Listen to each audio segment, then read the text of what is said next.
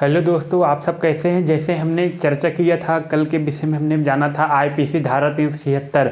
IPC धारा 376 में लिखा गया है कि बलात्कार जो करते हैं, अपराध जो दोषी पाए जाते हैं, बलात्कार के दोषियों को सज़ा क्या मिलती है। आज हम समाधान के विषय में चर्चा करते हैं। समाधान के विषय में हम चर्चा करेंगे बलात्कार के जो समाधान है,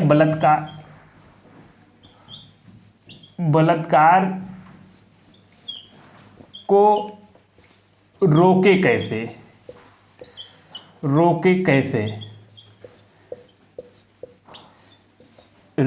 एक प्रश्न ये उठता है, तो आपको बता दें कि बलात्कार को रोका पूर्णतः नहीं जा सकता, बस इसकी तीव्रता को कम किया जा सकता। तीव्रता अर्थात कि अगर जहां 10 बलात्कार के केसेस जा रहे हैं, उसे हम न्यूनतम करके 2-3 ही केस कर सकते हैं, क्योंकि मानव प्रकृति की आदत होती है। जो मानव होता है उसकी आदत होती है, उसके अंदर जो एक आदम रहता है, यानी कि पूरा जानवर रहता है, वो किसी न किसी मनुष्य के अंदर निहित ही रहता है, जिसके परिणाम स्वरूप कहीं ना कहीं ये बलात्कार के संबंधित घटनाएं देखने को मिल जाती है।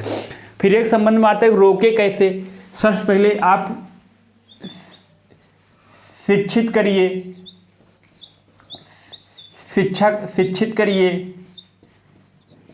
क्या होता है, एक चीज होता है कि शिक्षा, जैसे कि क्या होता है शिक्षित मतलब कि आप एजुकेशन सिस्टम में परिवर्तन करिए। एजुकेशन सिस्टम में परिवर्तन करने से आशय हमारा है कि उसमें नैतिक शिक्षा की जैसे विषय शामिल हो, साथ ही साथ विद्यार्थियों के लिए code of conduct, code of ethics निर्धारित होना चाहिए। आचरण संहिता और आचरण के एक नीति शास्त्र होना चाहिए। आचरण संहिता का मतलब यह है कि जो अभ्यर्थी हो, विद्यार्थी हो, उसके अंदर विनम्रता, सदाचार और साथ ही साथ दया, सहिष्णुता की भावना होनी चाहिए, ना कि अनीति, दुराचार की भावना होनी चाहिए। लेकिन हमारी जो आज की शिक्षा की पद्धति है उसमें क्या है, अनीतियाँ हैं, दुराचार की पद्धतियाँ हैं। इससे क्या होता है, विद्यार्थी के अंदर तो आजीविका की शिक्षा ग्रहण करने वाली शक्ति तो आ जाती है, लेकिन मूलभूत जो चीज़ें हैं जिससे एक मनुष्य बनता है, वो चीज़ें वह खो देता है। कहा जाता है आजकल ऐसे धड़ल्ले से माना भी जा रहा है कि जो लोग चंद पैसे कमाने लगे हैं, वो बताते हैं कि सफलता का मार्ग ऐसे है, तुम इस मार्ग पे चलो तो ऐसे सफलता प्राप्त कर लोगे। तो उन्हीं के मार्ग पे चलने के लिए और सब विद्यार्थी प्रोत्साहित होते हैं। लेकिन आपको हम बताना चाहते हैं जो हमारी शिक्षा की मूलभूत पद्धतियाँ थी, उस मूलभूत पद्धति वैदिक परंपरा थी। वैदिक परंपरा में क्या थी शिक्षा की पद्धति ये थी वैदिक परंपरा में कि जो गुरु के सम्मुख बैठकर शिक्षा जो था, विद्यार्थी जो शिक्षा ग्रहण करता था, यानी कि एक गुरु के प्रति शिष्य का लगाव होता था। कबीर दास भी कहते हैं, यह तन विष की बेलरी, गुरु अमृत की धार, शीश दिए जो गुरु मिले तो भी सस्ता ज्ञान। यानी ज्ञान का मूल्य बहुत है, बहुमूल्य है, लेकिन ज्ञान हम किस संदर्भ में कह रहे हैं, आत्मज्ञान के विषय में कह रहे हैं, ना कि हम किसके ज्ञान के विषय में कह रहे हैं कि आजीविका वाले ज्ञान में। देखिए आजीविका वाले ज्ञान से आप तो आजीविका अपनी चला पाएंगे, लेकिन यह जरूरी नहीं है आप एक आत्मसंयमी व्यक्ति बन जाए। आत्मसंयमी व्यक्ति बनने के लिए आपके पास आत्मज्ञान होना इस समय बहुत जरूरी है। इसलिए शिक्षा में चाहिए कि शिक्षा में कोड ऑफ कंडक्ट के विषय शामिल होना चाहिए। आचरण संहिता मतलब कि बड़ों का सम्मान कैसे करना है, स्त्रियों का सम्मान कैसे करना है, साथ ही साथ किसी दूसरे से वार्तालाप कैसे करना है। इसके अलावा क्या करना है, नमस्कार की प्रणाली जो है, सिस्टम, ये सब आगे बढ़ाना पड़ेगा, क्योंकि इन सबसे विनम्रता आएगी तो इससे आप के अंदर जो सकारात्मक विचार आएंगे। जब सकारात्मक विचार आएंगे तो किसी के मन में दुर्भावना वाला ख्याल ही नहीं आएंगे, तो वो बलात्कार के प्रति कब अग्रसर होता है। देखिए बलात्कार में अगर देखेंगे, बलात्कारी कौन होते हैं, बलात्कारी का मतलब नहीं है कि अशिक्षित लोग होते हैं, शिक्षित भी लोग होते हैं, अशिक्षित भी लोग होते हैं, लेकिन अशिक्षित की तुलना में अशिक्षित लोग जनसंख्या भले हो सकती है, लेकिन शिक्षित लोग ज़्यादा जघन्य करते हैं। शिक्षित लोग तो आप ही जानते हैं, शिक्षित लोग तरह तरह के बलात्कार के जो है मैरिटल रेप और साथ ही साथ कस्टोडियल रेप और डेट रेप, पे बैक रेप जैसे क्या नाम है कार्यों को अंजाम देते हैं। इसलिए शिक्षित करिए, यानी शिक्षा में नैतिक शिक्षा शामिल हो। नैतिक शिक्षा मतलब कि मोरल एजुकेशन।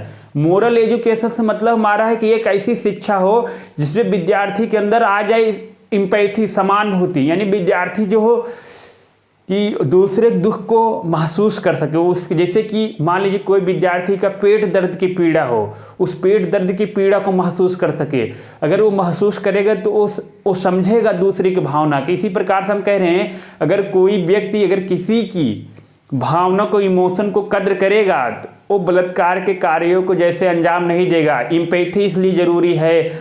और इम्पैथी लाने के लिए क्या आप कह सकते प्रयास, इसके लिए आप रामायण में उल्लिखित श्री रामचंद्र की चरित्र को विस्तार से पढ़ाया जाना चाहिए। उनके जो विशेष वर्णन है, श्री राम के चरित्र मतलब कि उन्होंने समाज के प्रति क्या योगदान दिया है, राजनीति के प्रति क्या योगदान दिया, शिक्षा के प्रति क्या योगदान दिया है, उनकी नज़रिए स्त्रियों के प्रति क्या नज़रिया थी, भाई के प्रति क्या नज़रिया थी, पिता के प्रति क्या नज़रिया थी, उन सब नज़रियों को विशेष सघन मूल्यांकन किया जाए तो जिसके परिणाम स्वरूप हर विद्यार्थी के अंदर एक ऐसी छवि उत्पन्न होगी जिसके परिणाम स्वरूप वह अपने आप को एक अच्छा पुरुष मान सकेगा और आत्मदर्शन करके। इसीलिए कह रहे हैं इस समय अगर इस बलात्कार के जटिल मुद्दे से निकलना है तो नैतिक एजुकेशन माना होगा, यानी मोरल एजुकेशन में हमें मोरल एजुकेशन हमें श्री रामचंद्र के विचारों को मानना पड़ेगा। क्योंकि श्री रामचंद्र के विचार कैसे कैसे हैं, श्री राम के विचार आप देखेंगे रामायण में, श्री राम के विचार कैसे हैं। राम जो है उनका पिता के प्रति कैसा व्यवहार है, इसका वो देखिए। पिता के प्रति व्यवहार, और उसके बाद माता के प्रति व्यवहार,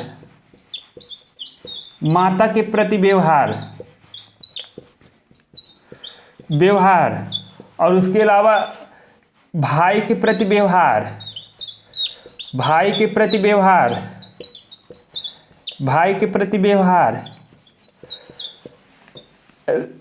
के प्रति व्यवहार,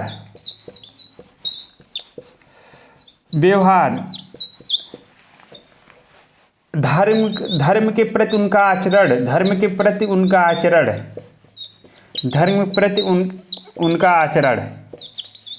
उनका आचरण देखिए बताते हैं क्या होना चाहिए। और उसके बाद शत्रुता के प्रति उनका व्यवहार कैसे था,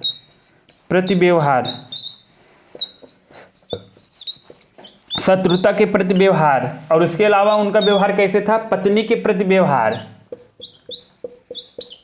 अन्य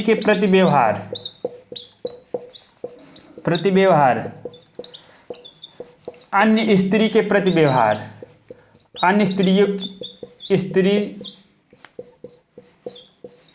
के प्रति व्यवहार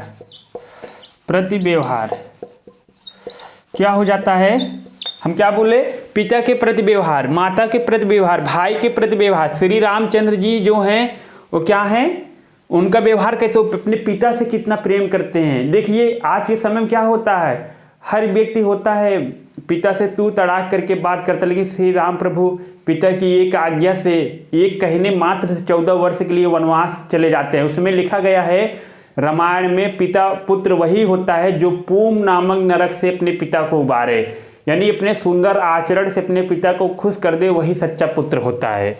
माता के प्रति व्यवहार, देखिए श्री राम जो हैं, कैकेयी जो थी श्री राम के लिए वनवास मांग ली, श्री राम ने उनके प्रति हमेशा करुणा, दया, सहनशीलता, समानुभूति की भावना रखी और उनको अपने कौशल्या माता की जगह ही देते थे कैकेयी को।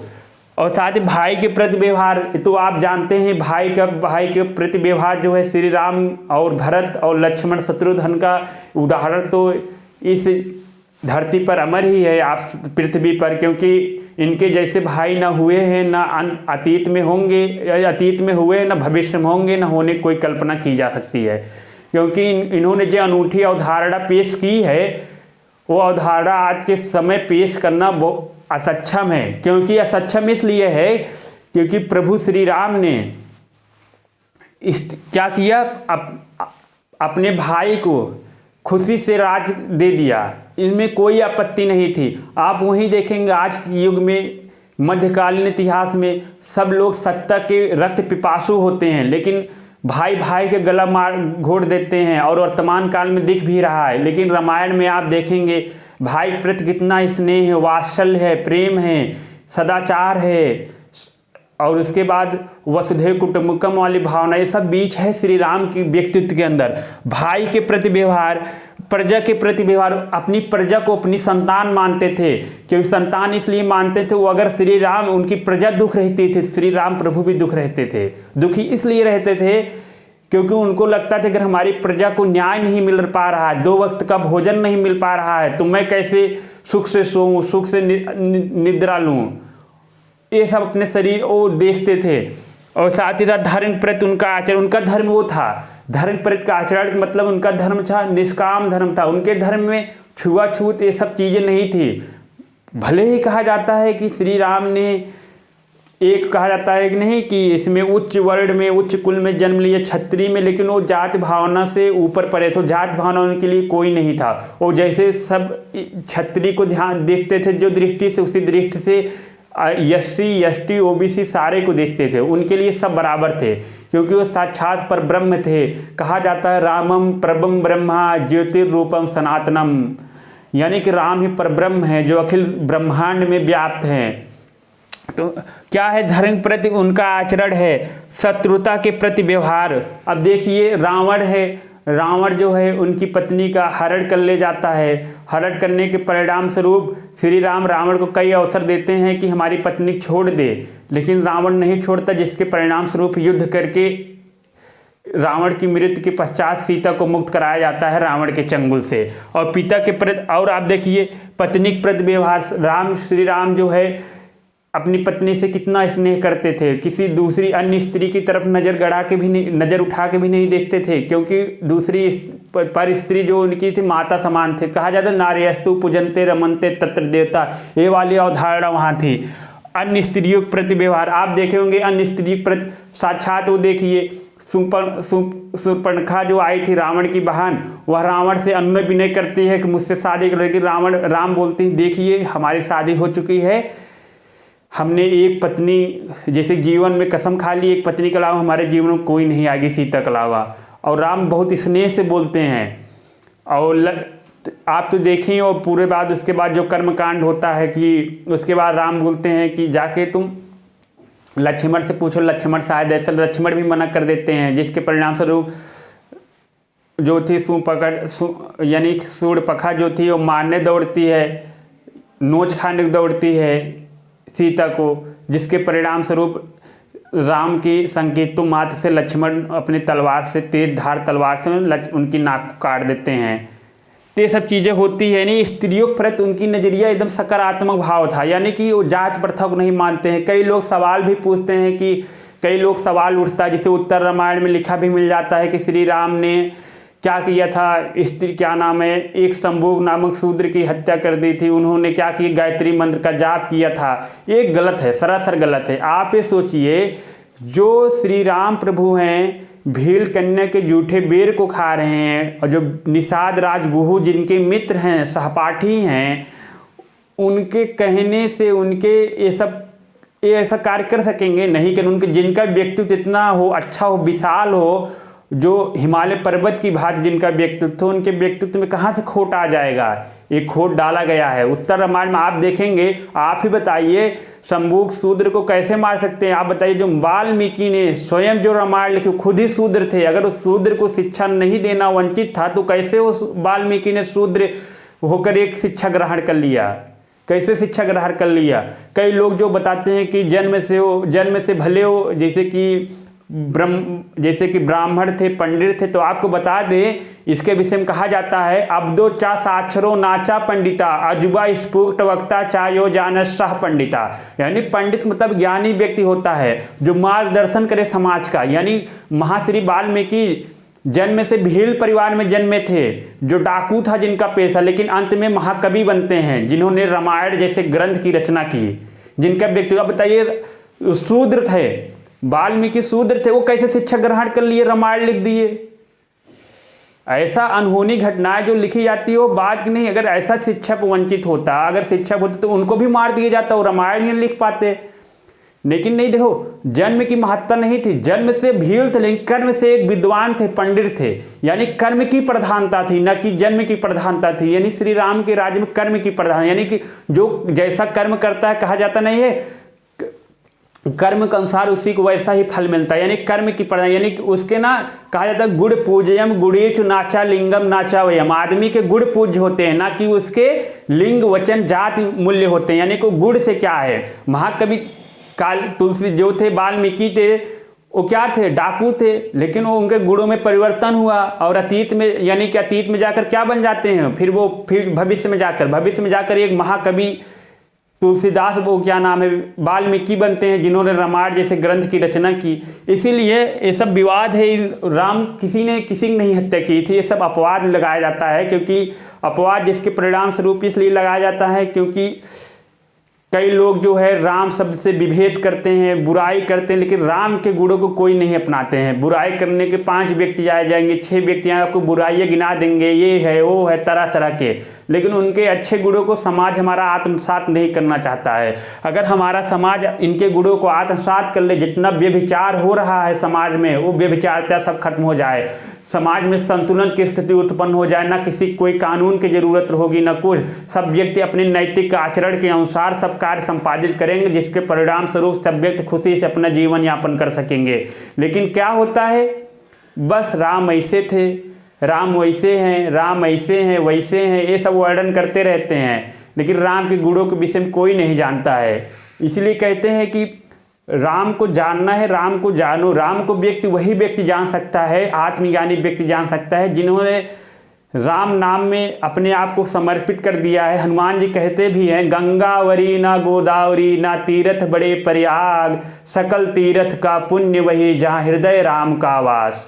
यानी कि गंगावरी न गोदावरी न तीर्थ बड़े प्रयाग, यानी तीनों तीर्थ प्रयाग नष्ट हैं, महाकुंभ है, जहाँ राम का नाम आ जाता है वही यानी कि वही सदपुरुष बन जाता है। यानी कि राम सर्वब्रह्म, यानी कि परब्रह्म है, सर्वव्यापी है, उनके अलावा इस ब्रह्मांड में कोई नहीं है।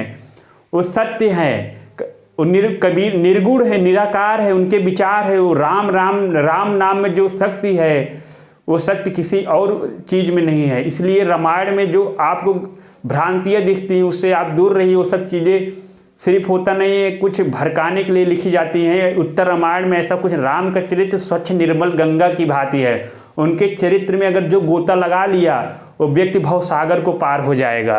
और इसके अलावा क्या है, यानी हमें शिक्षक कैसे बलात्कार को रोकना है, हमें राम के आदर्श पर चलना होगा। हमारी शिक्षा पद्धति में राम के आदर्श को अपनाना चाहिए। अगर राम के आदर्श अपनाए जाएंगे तो बलात्कार कम होंगे, क्योंकि इस समाज में, इस भारतीय समाज में इस समय राम का होना बहुत ही अनिवार्य है। कहा जाता है कि स्त्री से विमुख होने पर लाखों करोड़ों संपत्तियों वैसे ही श्रीहीन है जैसे एक नारी वस्त्रों के बिना मर्यादाहीन लगती है। इसी प्रकार हमारी शिक्षा व्यवस्था वैसी श्रीहीन है राम नाम के बिना। यानी राम के आचरण इस समय बहुत बहुमूल्य है शिक्षा में शामिल करने के लिए। साथ ही साथ मद्यपान का निषेध होना चाहिए। मद्यपान का निषेध सब राज्यों को क्या चाहिए, मद्यपान का निषेध करवाना चाहिए, यानी कि मदिरापान बंद करवा देना चाहिए। क्योंकि मदिरापान करने के परिणाम स्वरूप व्यक्ति की चेतना विक्षिप्त हो जाती है, वह उचित अनुचित का विचार ही नहीं कर पाता है, जिसके परिणाम स्वरूप वह बलात्कार जैसे कार्यों का अंजाम दे देता है। हालांकि जो भारत में या विश्व स्तर पर आप बलात्कार की देखेंगे उसमें मद्यपान ही शामिल रहते, ड्रग्स एल्कोहल ये सब भी शामिल रहते। यानी 100 में से 84 यानी कि रेप मद्यपान के नाते होते हैं। ऐसा हम नहीं बता रही, NCRB की रिपोर्ट बताती है, नेशनल क्राइम रिकॉर्ड ब्यूरो यानी राष्ट्रीय अपराध रिकॉर्ड ब्यूरो, ये सब बताती है मद्यपान का निषेध होगा तभी बलात्कार थमेगी। इसके लिए विशेष कानून का प्रावधान होना चाहिए। ये भी नहीं है कि पूर्णतः यानी कि मद्यपान का निषेध करने से ही बलात्कार रुक जाएगा, लेकिन इसके कुछ परसेंट कुछ देखी जा सकती है। इससे क्या होगा, इससे और अतिरिक्त फायदे होंगे। यानी कि जो मद्यपान करके अल्प आयु में मृत्यु को प्राप्त हो जाते हैं, जिसके परिणाम स्वरूप वह व्यक्ति होगा अगर मद्यपान नहीं तो मद्यपान के जो पैसे बचेगा उससे अच्छे आहार का सेवन करेगा, जिससे उसका शरीर हष्टपुष्ट बनेगा, जिसके परिणाम स्वरूप अपनी परिवार की आजीविका चलाने में सक्षम होगा। जब परिवार की आजीविका सक्षम होगा तो उसके बच्चे अच्छे स्कूल, अच्छे एजुकेशन, अच्छे हेल्थ होंगे, ये सब चीज़ें अपने आप, और परिवार में घरेलू हिंसाएं कम होंगी, महिलाएं तब अपने पतियों द्वारा कम सताई जाएंगी। इसके और लाभ हो जाते हैं, यानी मद्यपान का निषेध होना अनिवार्य है। हालांकि कई राज्य इसके खिलाफ विरोध भी करेंगे, कई राज्यों को यानी कि जीडीपी में योगदान इनका अल्कोहल की जरूरत रहता है, क्योंकि अल्कोहल का टैक्स यही लेते हैं। लेकिन आपको बता दें, अगर हम अल्कोहल को बंद करते हैं जिसके परिणाम स्वरूप क्या होगा, जो हमारे युवा होंगे, नई पीढ़ी को अर्थव्यवस्था को नई दिशा से, नए आयाम से, नए सोच से ग्रोथ की दिशा की ओर अग्रसर करा सकते हैं। इसलिए मद्यपान का निषेध होना अनिवार्य है। इसलिए और साथ ही साथ क्या होना चाहिए, गुड टच बैड टच का ज्ञान, गुड टच बैड टच का ज्ञान, गुड टच या बैड टच का ज्ञान, बैड टच का ज्ञान यानी क्या है, गुड टच मतलब कि जैसे कि हमारे एजुकेशन में एक चीज़ और सिखाया जाना चाहिए, गुड टच। जैसे जो छोटे बच्चे होते हैं, जो छोटे बच्चों का सेक्सुअल एक्सप्लॉयटेशन होता है, जो 1 साल यानी कि 4 साल 5 साल के स्कूलों में जाते हैं, कोई वहाँ के कर्मचारी यानी कि वहाँ का कोई काम करने वाला व्यक्ति अगर गलत तरीके से छूता है तो बच्चों को ये पता चल जाना चाहिए वो आदमी वो गलत तरीके से छू रहा है कि या सही मंतव्य से छू रहा है। जैसे क्या होता है, कोई तैराकी करने वाली लड़की है, जैसे मान लीजिए कोई तैराकी वाली लड़की है, कोई तैराक करना सीख रहे, तो तैराकी वाला जो कोच होता है वो लड़की को उस समय छू सकता है, उसका छूना उस समय गुड टच है। लेकिन बैड टच जब बन जाता है जब तैराकी वाला लड़की बाहर निकल करके क्या करे, बाहर निकल कर जब वो आ जाए, फैकल्टी से बाहर आ जाए, यानी कि उस परिसर से बाहर आ जाए, और उसके बाद तब वह कोच छूता है और लड़की को बुरा लगता है, तो वो क्या है, बैड टच है। ऐसे तरह तरह के जो हैं गुड टच बैड टच, और छोटे छोटे बच्चों को जैसे दिल्ली में गुड टच बैड टच का एजुकेशन भी दिया जा रहा है। इसे पूरे भारत के स्तर पर लागू किया जाना चाहिए। हर एक प्राइमरी से लेकर मिडिल, हायर सेकेंडरी, ग्रेजुएशन के स्तर पर इस शिक्षा का अग्रसर होना चाहिए गुड टच बैड टच का। इसलिए अनिवार्य है, आजकल जो अधिकतर होते हैं, घर का कोई पड़ोसी, घर का कोई जैसे कि पड़ोसी निगाह गड़ाए बैठा और छोटे बच्चों को अपना शिकार बना लेता है, ये सब आपको देखने में पेपरों में मिल जाता है। क्योंकि बच्चों को अभाव होता है कि गुड टच बैड टच, जब बच्चों को गुड टच दिया जाएगा, बैड टच की शिक्षा दी जाएगी, तो इससे बच्चे जो अगर उनके साथ कोई अमानवीय व्यवहार करता है, गुड टच करता है, बैड टच करता है, तो अपने घर पे अपनी बातें बता सकेंगे अपने परिवार, अपने परिजन को, अपने मम्मी पापा को, जिससे उस समय को घटनाएं को घटित होने से पहले रोक लिया जाएगा। ये होता है गुड टच या बैड टच का ज्ञान। और साथ ही साथ क्या होना चाहिए, और विशाखा गाइडलाइंस को ध्यान में रखना चाहिए। विशाखा गाइडलाइंस में जो भंवरी देवी का बलात्कार हुआ था, 5 लोगों ने किया था, उसके खिलाफ जो सुप्रीम कोर्ट का गाइडलाइंस था उसमें बोला था जो हमारा होना चाहिए, यानी कि सेक्सुअल हरासमेंट जो होना चाहिए, उसमें क्या होना चाहिए, सेक्सुअल हरासमेंट। अगर किसी महिला को आप संकेतों से उसके जननांगों की ओर इशारा कर रहे हैं तो भी बलात्कार की श्रेणी माना चाहिए, उसको भी कड़ाई से पालन करना चाहिए। साथ ही साथ अगर किसी परिसर में, इंस्टीट्यूशन में कोई पुरुष जो है किसी महिला को पोर्न वीडियो देखने के लिए मजबूर कर रहा, वो भी एक हरासमेंट की श्रेणी मानना चाहिए, उसको लागू करना चाहिए। साथ ही साथ अगर कोई पुरुष किसी महिला को यानी कि यौन संबंध बनाने के लिए मांग कर रहा है तो भी फिजिकल यानी कि सेक्सुअल एक्सप्लॉयटेशन या फिजिकल हरासमेंट में आना चाहिए। और साथ ही साथ इसके अलावा अगर कोई महिला जो है किसी पुरुष से यानी कि कोई पुरुष जो है किसी महिला को अश्लील साहित्य या अश्लील दृश्य दिखाने के लिए मजबूर कर रहा है और बार बार कोई ऐसे मैसेज कर रहा है जिससे किसी महिला की गरिमा को ठेस पहुंचती है, तो भी उसमें श्रेणी माना चाहिए। ये सब चीज़ें होनी चाहिए। गुड टच या बैड टच का ज्ञान बहुत ही अनिवार्य है समाज में। और इसके अलावा विशाखावाद के अलावा बताए पॉस्को एक्ट में जो बना ही है बाल संरक्षण अधिनियम जो बना है बच्चों संबंधित, जो बना है 2012 में आया निर्भया गैंग रेप के बाद संबंधित, और कार्यस्थल पर यौन उत्पीड़न जो है संबंधित रोकथाम निवारण निषेध अधिनियम 2013, उसमें विशाखा गाइडलाइंस की बातें मानी गई है। लेकिन अधिकतर जो बलात्कार होते हैं वो अधिकतर बार कार्यस्थल में नहीं होते हैं। अधिकतर बलात्कार खुले क्षेत्र, लेकिन कार्यस्थल से आशय हमारा यह है कि जैसे कोई इंस्टीट्यूशन हो, कोई दफ्तर हो, प्राइवेट हो, जो भी हो संस्थान, अगर उसमें किसी महिला के साथ, यानी क्या होता है, कार्यस्थल यौन उत्पीड़न जो होता है अगर उस संस्थानों पर लागू होगा जहां 10 से ज़्यादा पुरुष काम करते हैं, यानी 10 पुरुष किसी इंस्टीट्यूशन में काम करते हैं, तो वहां पर जो है या विशाखा गाइडलाइंस को लागू किया जा सकता है। क्योंकि वहां पर 10 लोग हैं, अगर उसमें महिला हैं तो महिला को जो जिम्मेदारी के, यानी उनकी जिम्मेदारी रखना उनकी नियोक्ता की जिम्मेदारी हो। नियोक्ता इसलिए जिम्मेदारी, नियोक्ता ऐसा नहीं कर सकता कि महिला को प्रमोशन करने के शारीरिक संबंध की मांग कर सकता है। सब अपराध, इसकी सब जांच करने के लिए एक कमेटी बनेगी, इंटरनल कंप्लेंट कमेटी रहेगी जिसकी जांच की जाएगी, वो उस कंपनी द्वारा ही बनाई जाएगी, जो समय समय पर सरकार को अपनी रिपोर्ट भी पेश करेगी। ये सब चीज़ें होना भी बहुत ही अनिवार्य है। और साथ ही साथ अगर हमसे कोई सुझाव पूछे कि बलात्कार को कैसे रोके, तो हम बोलेंगे रोका पूर्णतः नहीं, इसकी तीव्रता कम किया जा सकता है। लेकिन अब पूर्णतः रोकने की बात है तो पूर्णतः रोकने के लिए आप अगर कुछ हद तक है तो श्री राम के विचारों को आगे प्रसार किया जा सकता है, क्योंकि उनके विचारों में ही वो शक्ति है, वो मानवीय भावनाएं हैं जो आगे आने वाले जो घटनाएं घटित उनको रोक सकती हैं। क्योंकि विचारों में वो ताकत होती है जो बड़े से बड़े चट्टान को ना चकनाचूर कर देती है, बड़े से बड़े आंदोलन खड़ा कर, जैसे विचार बहुत शक्तिशाली होते हैं। इसलिए श्री राम के जो आदर्श हैं उनके आदर्शों का पालन करना चाहिए, क्योंकि उन्होंने सदैव वही आदर्शों का पालन किया है जिसके परिणाम स्वरूप एक राम राज्य की संकल्पना बनी।